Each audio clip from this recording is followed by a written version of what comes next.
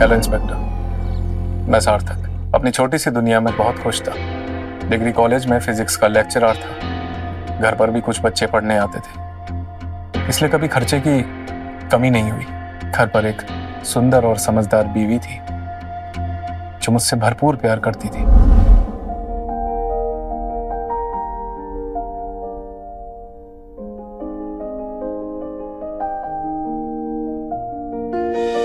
सोने दो ना यार, थकान हो रही है।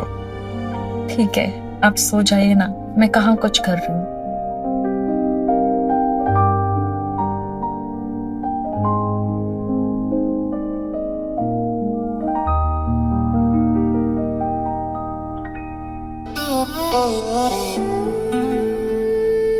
अरे, आप तो कह रहे थे आपको थकान लगी, फिर ये क्या है? थकान लगी थी, लेकिन तुम्हारे छूते ही सब गायब हो गई। अच्छा,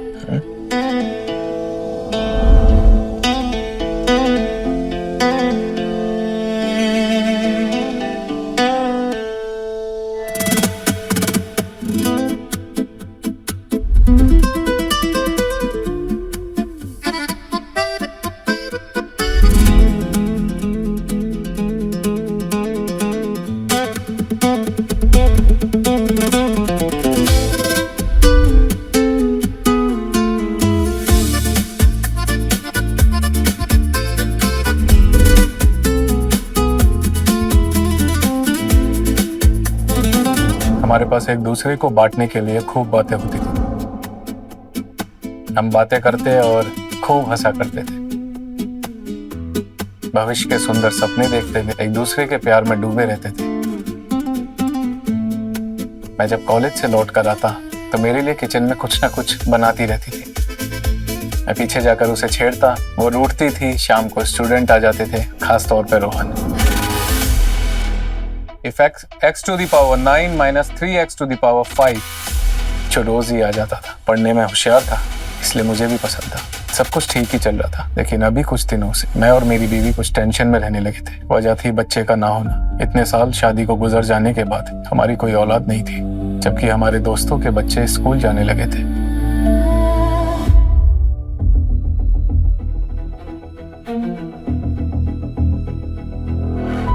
मैं काव्या के चेहरे पर मां बनने की खुशी देखना चाहता था, और इसीलिए मैंने अपना एक दिन मेडिकल चेकअप कराया।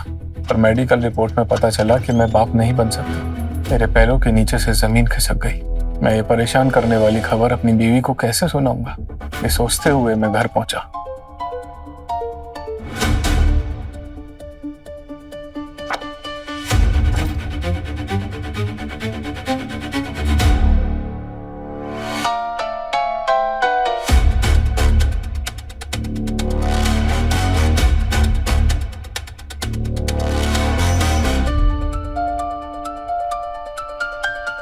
चाय। अच्छा, आज मेरे पीछे पीछे मुझे पकड़ने के लिए किचन में क्यों नहीं आए? आज बहुत थक गया था। आज मेरे पास ऐसी खबर है कि तुम्हारी सारी थकान दूर हो जाएगी। कैसी खबर? तुम कुछ बनने वाले हो। एक सिंपल टीचर क्या बन सकता है? कोई मुझे मिनिस्टर थोड़ी बना देगा। मिनिस्टर से बड़ी पोस्ट मिलने वाली है तुम्हें। तुम बाप बनने वाले हो।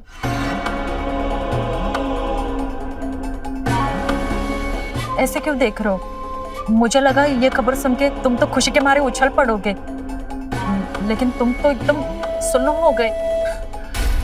अरे वो क्या है ना, ये खबर सुन के ना मेरे भीतर ना कुछ होने लगा। मुझे समझ ही नहीं आया कि मैं रिएक्ट कैसे करूं, but I am so happy, so happy. सच में?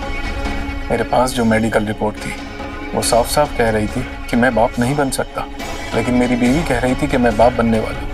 इसका मतलब कि मेरी बीवी मुझे धोखा दे रही थी। उसका किसी और के साथ अफेयर था, उसे किसी और ने प्रेग्नेंट किया था।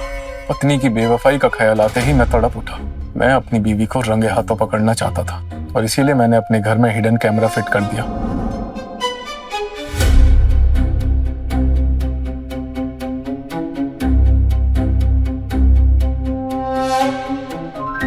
अब पता चलेगा मुझे कि मेरे पीछे आखिर यहाँ आता कौन है। ये बच्चा है किसका?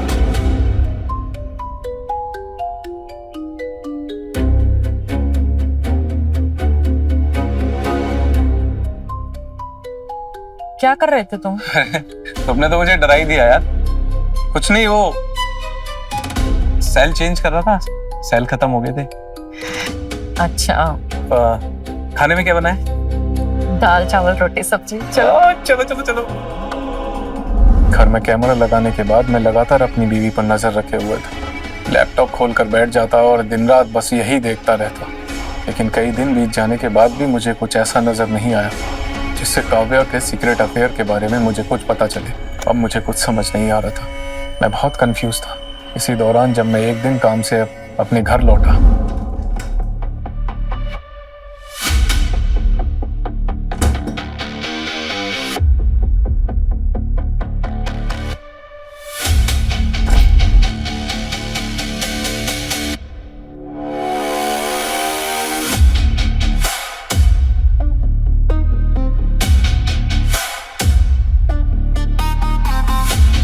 क्या हुआ?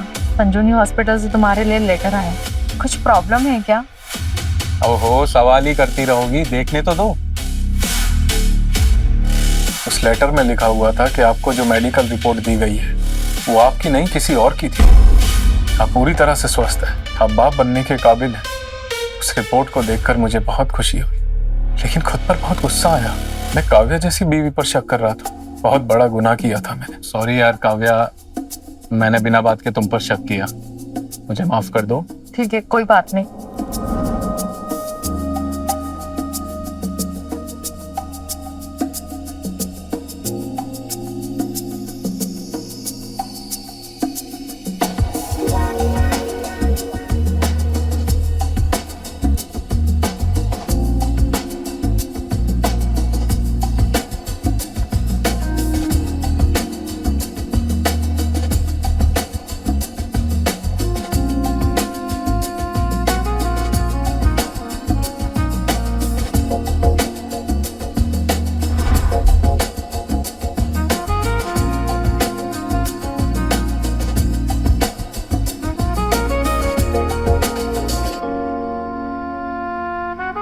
अब सो जाओ, वरना बच्चा नाराज हो जाएगा, कहेगा मम्मी पापा तो सोने भी नहीं देते। बच्चा ना समझदार है, उसे पता है कि पापा ने मुझे ना बहुत दिनों तक मिस किया है, तो इसलिए वो ना कंबल ओढ़ के ना सो गया। कंबल? कंबल पेट के बीच में कहाँ से आई? वो क्या है ना, मैंने उसे कोरियर करवा दिया था।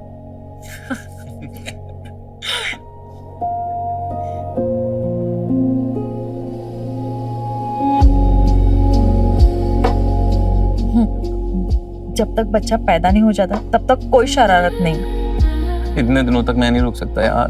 देख रहे हो पापा कितने शरारती थे तुम्हारे। देख रहे हो, तुम्हारी मम्मी ना मेरी इतनी सी बात नहीं मानती, तो बोलो ना हमने। हाँ हाँ? देखो हाँ किया उसने। प्लीज ना यार।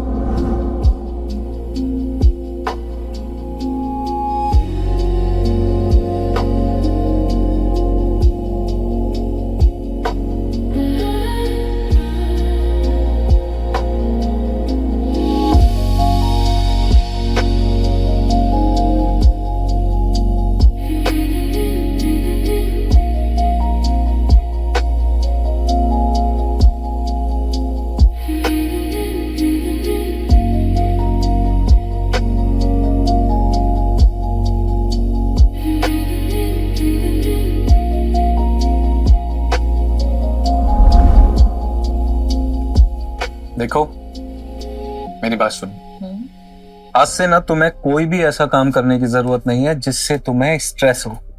अच्छा।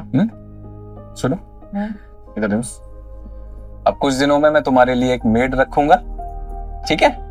और उसके बाद तुम्हें सिर्फ एक ही काम करना है, आराम आराम और सिर्फ आराम। Hello sir. Hello. Hi Rohan, how are you? Fine sir. Rohan, पढ़ाई शुरू करने से पहले तुम्हें एक काम करना होगा, मैम के लिए मेडिकल से मेडिसिन लाना होगा तुम्हें, ठीक है? ये लो पैसे, और मेडिसिन मैं तुम्हें व्हाट्सएप कर दूंगा, ओके? बैग रख दो और जल्दी से जाओ, है ना? ओके।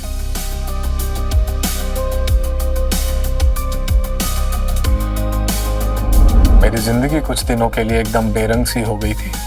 और उसमें सारे रंग वापस आ गए थे, सारी खुशियां लौट आई थी, और वो भी कई गुना ज्यादा। काव्या माँ बनने वाली थी और मैं बस उसे बहुत आराम देना चाहता था। मैं घर की सफाई करता, गमलों में पानी देने लगा। एक दिन गमलों में पानी डाल रहा था, तभी मुझे बालकनी में आसपास कुछ दिखाई दिया। जूते के निशान यहाँ, कहीं यहां से तो कोई नहीं, मैं काव्या पे और शक नहीं कर सकता। पहले ही मैंने उस पर शक करके उसे बहुत दुखी किया है। नहीं,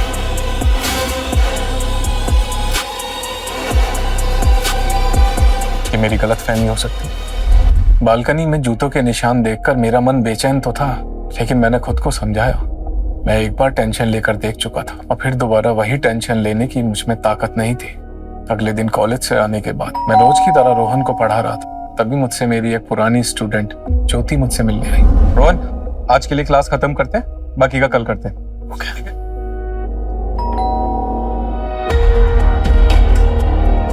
अरे ज्योति, नमस्ते सर। नमस्ते।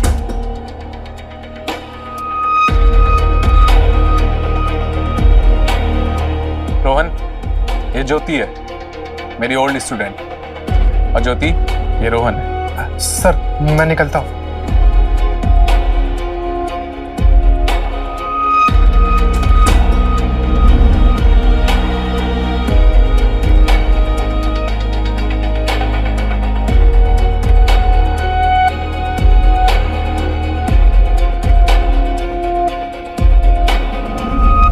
आओ ज्योति, कम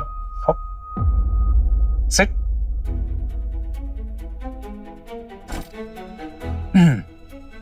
ज्योति, ये मेरी वाइफ है।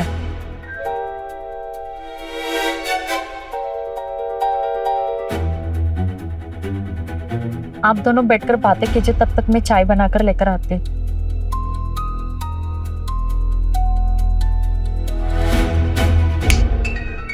क्या हुआ और बताओ, क्या चल रहा है तुम्हारा? क्या कर रही हो लाइफ में? सर यही हूँ मैं, इसी शहर में संजीवनी हॉस्पिटल में एचआर की जॉब करती हूँ। आपसे कुछ सीरियस बात करनी थी, हाँ बोलो। लेकिन यहाँ आकर मालूम चला कि कुछ ज्यादा ही सीरियस। सीरियस है? क्या कहना चाहती हो, साफ साफ बताओ। हमारे हॉस्पिटल में एक लड़का और एक औरत हॉस्पिटल स्टाफ से बहस करते हुए दिखे। हॉस्पिटल स्टाफ ने उन्हें जब बाहर निकाल लिया तो मैंने पूछा कि आखिर बात क्या थी। वो रिश्वत देकर किसी की मेडिकल रिपोर्ट चेंज करवाना चाहते थे। मुझे कुछ अजीब लगा और मैंने पता करने की कोशिश की कि वो रिपोर्ट किसकी थी। तो जानते हैं क्या पता चला? क्या? वो मेडिकल रिपोर्ट आपकी थी। सॉरी टू से सर, लेकिन उसमें लिखा था कि आप पिता नहीं बन सकते। वो ये ही चेंज करवाना चाहते थे। हॉस्पिटल से अपोलॉजी लेटर लेना चाहते थे कि हमने आपको गलत रिपोर्ट दी कि आप फादर बन सकते हैं। मुझे लगा आपसे मिलकर आपको ये बात बतानी चाहिए। लेकिन वो लोग कौन थे जो मेरी रिपोर्ट चेंज कराना चाहते थे? ये तो मैं भी सोच रही थी, लेकिन यहाँ आने के बाद सब पता चल गया। क्या पता चल गया ज्योति? और वो लोग कौन थे? उनमें से एक आपका स्टूडेंट रोहन और दूसरी आपकी वाइफ।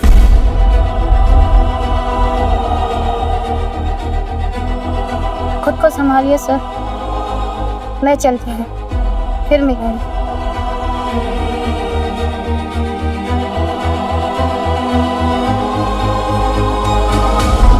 मैंने सब तरफ से मुंह मोड़ने की कोशिश की थी, लेकिन अब मैं अपनी आंख बंद नहीं रख सकता था। मुझे समझ आ गया था कि मेरा शक सही था। बालकनी के आसपास जो जूते के निशान दिखाई दिए थे वो रोहन के ही होंगे। मैं समझ गया कि पहली बार मैंने गलत जगह पर कैमरा फिट किया। जब वो कमीना रोहन दरवाजे से आता ही नहीं था तो मुझे दिखता कैसे?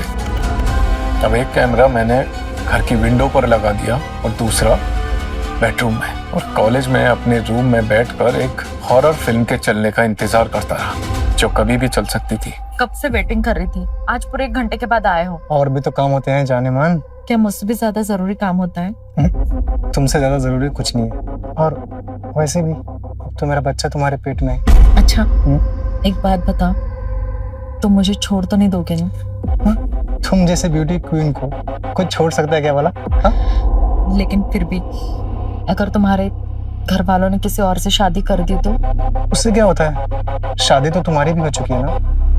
देखो, जो मोहब्बत करते हैं वो शादी तो करते हैं, लेकिन किसी बंधन में नहीं बनते हैं। बंधन में नहीं बंधना तो मत बंधो, लेकिन किसी की जिंदगी तो खराब मत करो।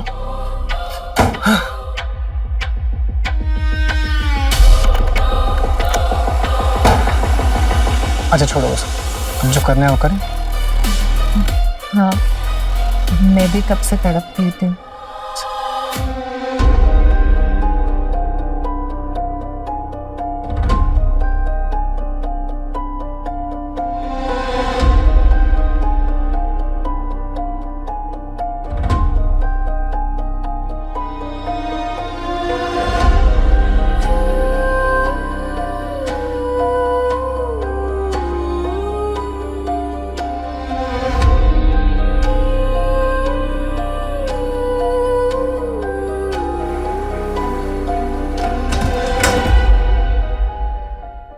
बैठ!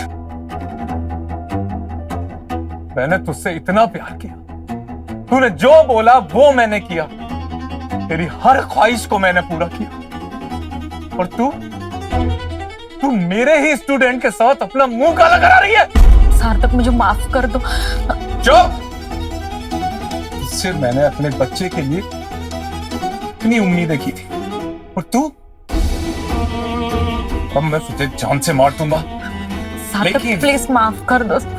माफ तो तुझे मैं नहीं करूंगा, लेकिन उससे पहले मैं जानना चाहता हूं कि तूने मेरी मेडिकल रिपोर्ट कैसे चेंज करवाई। सार्थक, तुम्हारी मेडिकल रिपोर्ट मैंने पहले ही देख ली थी जिस दिन तुम्हें मिली थी, और मुझे पता था तुम्हें मुझ पे शक हो गया, इसीलिए हम दोनों हॉस्पिटल गए थे मेडिकल रिपोर्ट चेंज करवाने।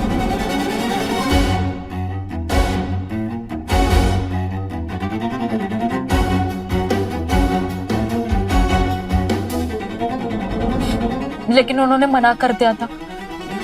फिर रोहन के किसी दोस्त की मदद से हमने फर्जी रिपोर्ट बनवाई। तो ये कमीना बालकनी से क्यों आता था?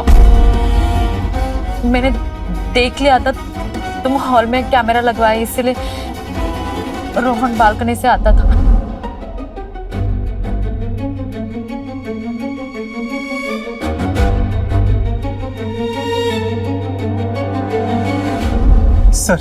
सर माफ कर दीजिए सर ऐसी गलती दोबारा नहीं होगी। सर माफ कर दीजिए। सार्थक, प्लीज उसे माफ कर दो, उसकी कोई गलती नहीं, जाने दो उसे। मैंने ये सब कुछ अपने बच्चे के लिए किया था। ये मेरा बच्चा नहीं है, नहीं है मेरा बच्चा। हाँ? सर माफ कर दो सर दोबारा नहीं होगी सर।